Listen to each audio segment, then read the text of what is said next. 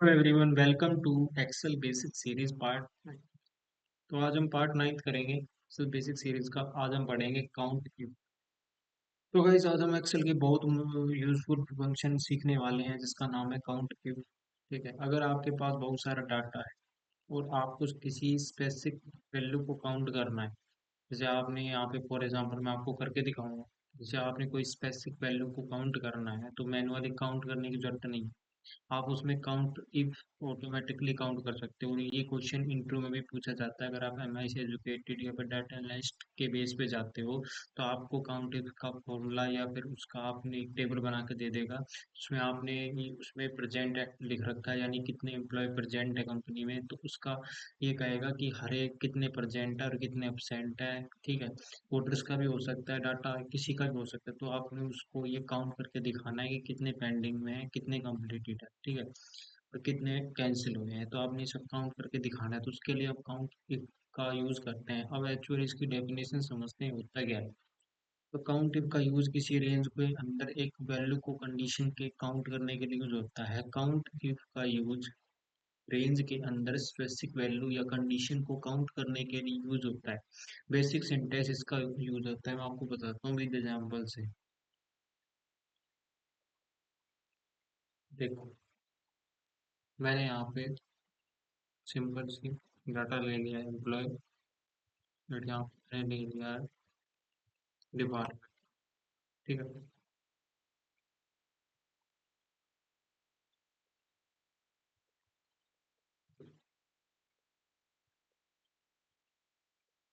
यहाँ पे मैंने दो टेबल ले लिए हैं, एम्प्लॉयमेंट और डिपार्टमेंट। तो यहाँ पे मैं एम्प्लॉय लिखता हूँ, यहाँ पे मैं लिख दिया रही, और यहाँ पे मैंने लिख दिया रोहित।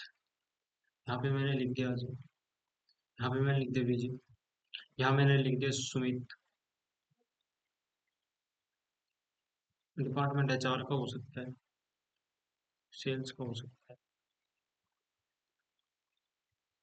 एचआर का हो सकता है, सेल्स का हो सकता है। ठीक है, फाइनेंस का डाटा हो सकता है, डिपार्टमेंट का हो सकता है, फिर आप फाइनेंस का डाटा हो सकता है। ठीक है,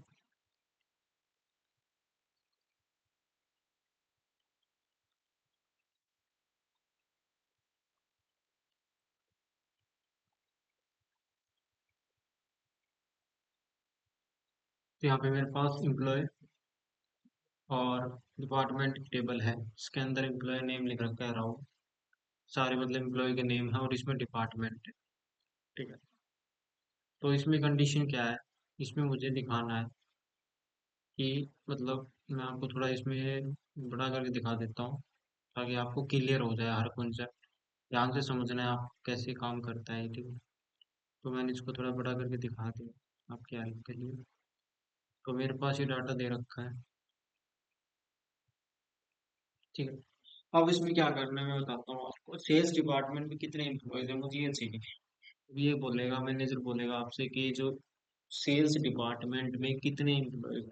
तो सबसे पहले आप किसी एम्प्टी सेल पे क्लिक करोगे और फॉर्मूला टाइप करोगे। तो यहाँ पे मैंने क्या लिखा है, रिमार्क्स। ठीक है, फॉर एग्जाम्पल के रिमार्क्स लिख दिए।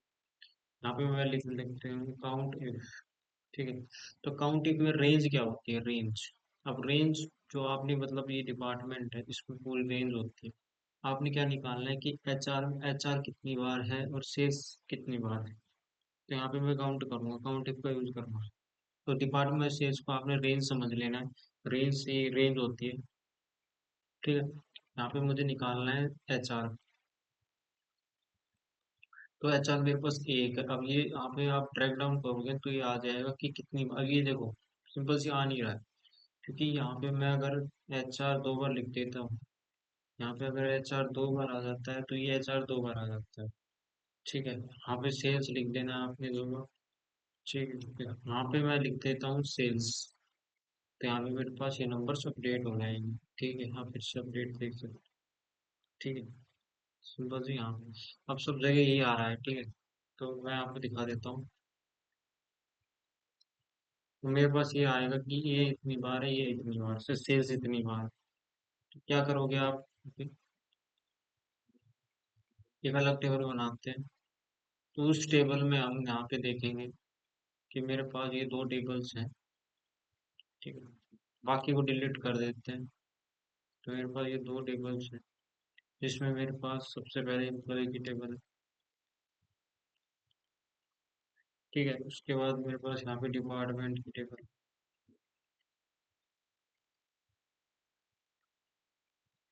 डिपार्टमेंट की टेबल है और एम्प्लॉयज की टेबल है।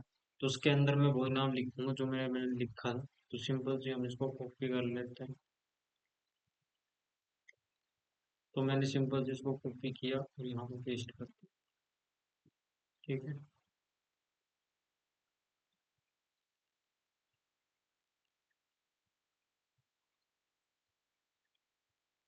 तो यहाँ मेरे पास डाटा आ चुका है। अब मैं यहाँ पे लिख देता हूँ सेल्स।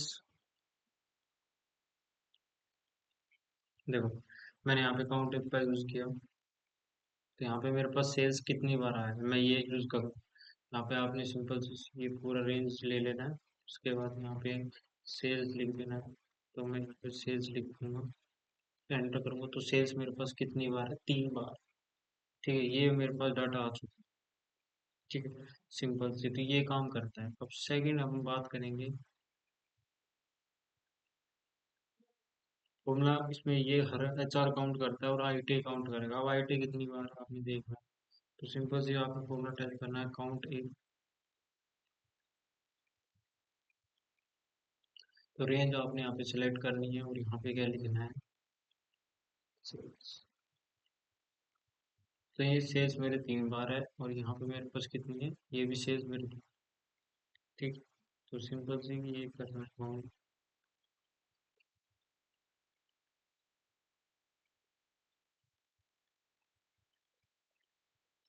HR मेरा 2 बार है। तो ये फॉर्मूला आप ड्रैग डाउन करोगे आप तो आपको सारी वैल्यूज। अब देखो, यहाँ पे मैं वो बताता हूँ आपको, एक एग्जांपल और लेता हूँ सिंपल से। मैं यहाँ पे एग्जांपल लेता हूँ एक स्टूडेंट्स का। जैसे आपको स्कूल में पढ़ते हो तो उसमें स्टूडेंट्स रजिस्टर होता है, जिसमें स्टूडेंट्स के नाम उसकी टेबल दे रखी होती है। ठीक है, तो सिंपल सी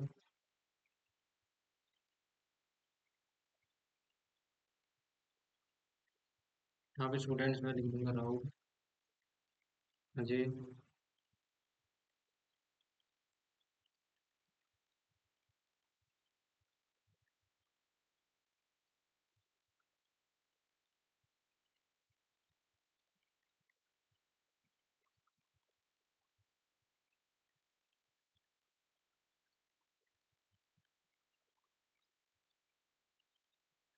अनिल, सॉरी। तो यहाँ पे मैंने स्टूडेंट्स की डिटेल लिख दी और यहाँ पे स्टूडेंट्स के मार्क्स। इसके मार्क्स कितने? 45। इसके मार्क्स हमारे 72। इसके 45 है, इसके 72 है, इसके 34 है, इसके 23 है, और इसके 48, इसके 97, इसके ठीक।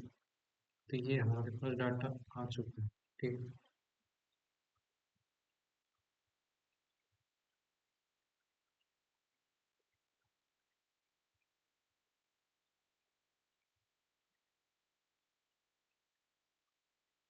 ठीक है।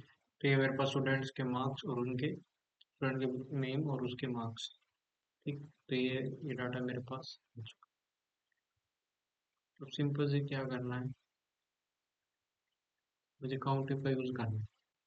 या लिखूंगा स्टेटस, या डी मार्क्स लिख सकते हो। ठीक है? उसके बाद में का यूज करूंगा। आप पूरी रेंज लेंगे,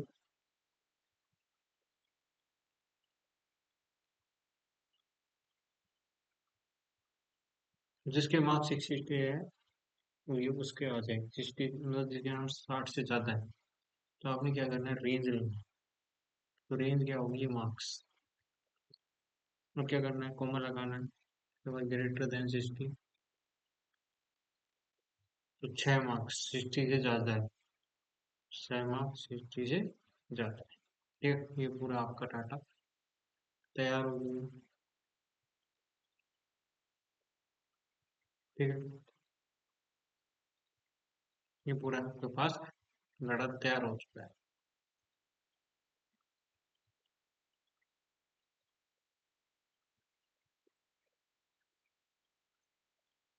कमेंट एक्शन में खुद अप्लाई करो और रिजल्ट चेक करो। आप आज मैं कॉन्सेप्ट काउंटिंग किस रेंज में स्पेसिफिक वैल्यू कंडीशन को काउंट करता है। अगर आप एक्सेल के बेसिक्स एडवांस तक सिस्टमेटिक सीखना चाहते हो तो सीरीज को फॉलो कर सकते हो। पार्ट टाइम में मिलते हैं और इम्पोर्टेंट एक्सेल कॉन्सेप्ट के साथ कीप लर्निंग की प्रैक्टिस की ग्रोइंग। Thank you.